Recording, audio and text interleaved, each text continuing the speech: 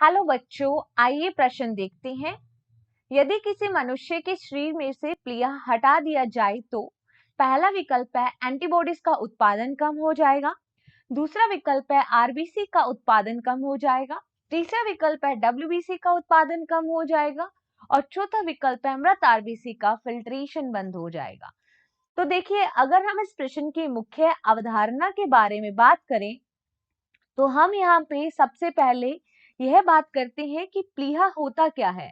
तो देखो, प्लीहा यह एक द्वितीयक लिम्फोइड ऊतक होता है। ये क्या है? द्वितीयक लिम्फोइड ऊतक होता है। और इस भाग में क्या होता है कि जो भी मृत आरबीसी होती है वो मृत आरबीसी कहाँ पे संचित होती है? प्लीहा में।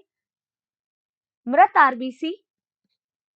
आरबीसी या जिसे कहते हैं लाल रुधिर कणिका, जो कि रक्त की कोशिकाएं होती हैं, लाल रुधिर कणिका, मृत आरबीसी का संचय यही होता है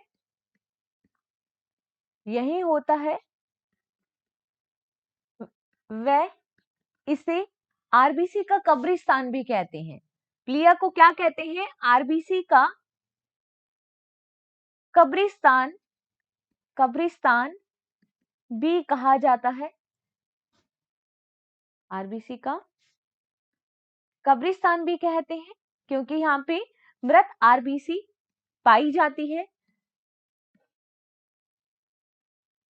और यह जो प्लीहा है ये क्या कार्य करता है? और यह फिल्ट्रेशन में भागीदारी निभाता है। फिल्ट्रेशन में भागीदारी निभाता है और इसी के साथ साथ ये जो प्लीहा है ये लिम्फोसाइट का उत्पादन करता है। यह लिम्फोसाइट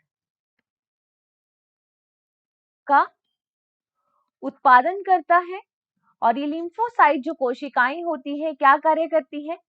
जो कि प्रतिरक्षा में भागीदारी निभाती है, जो कि प्रतिरक्षा में भागीदारी निभाती है।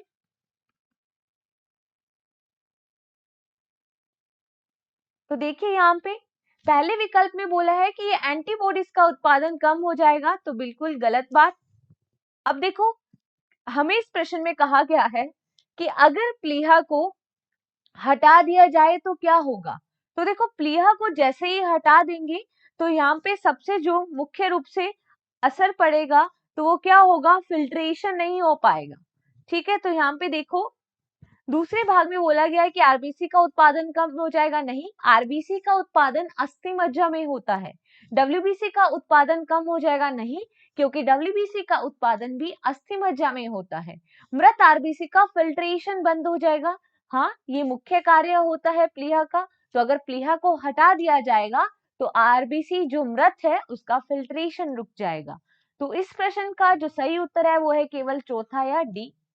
आशा करते हैं आपको इस प्रश्न का उत्तर समझ में आया होगा। धन्यवाद।